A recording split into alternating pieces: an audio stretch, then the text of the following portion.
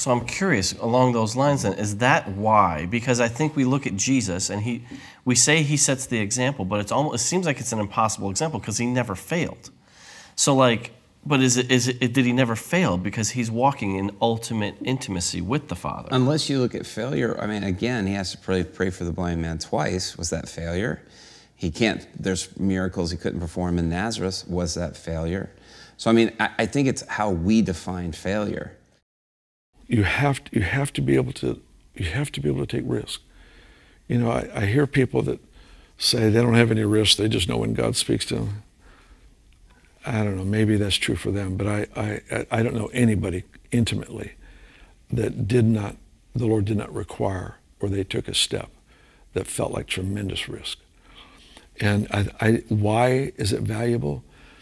Because I think it brings with it the automatic statement that says, behind everything, I trust God.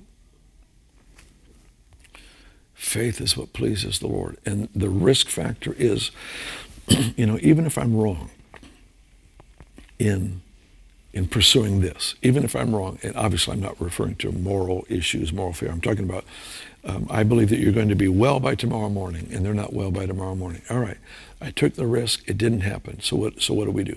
We learn to hear from the Lord. I feel like the Lord is blessed by the willingness for me to put myself out there. You know what's interesting about that? We want to not give the Holy Spirit a bad name. But if I step out and try to give you a word that was wrong, if I step out and pray for you and you don't get healed, like somehow it's going to give God a bad name. What's interesting to me though, I tell people this, I've never, and we've been around a lot of people praying for a lot of people in a culture that has a high value for this. I've never once heard about people being upset with God that he didn't heal them right there. Always people actually encounter that somebody cares. They're getting represented that God cares. God actually cares. God cares about your back pain and you having to live like that. God cares about this.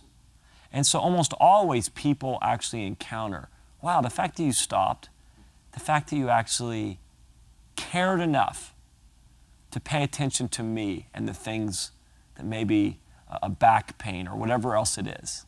People just encounter care, they encounter love. And so I think even if you step out and pray for somebody and they're not healed, people encounter the fact that you care. And you actually represent a God who cares, genuinely cares.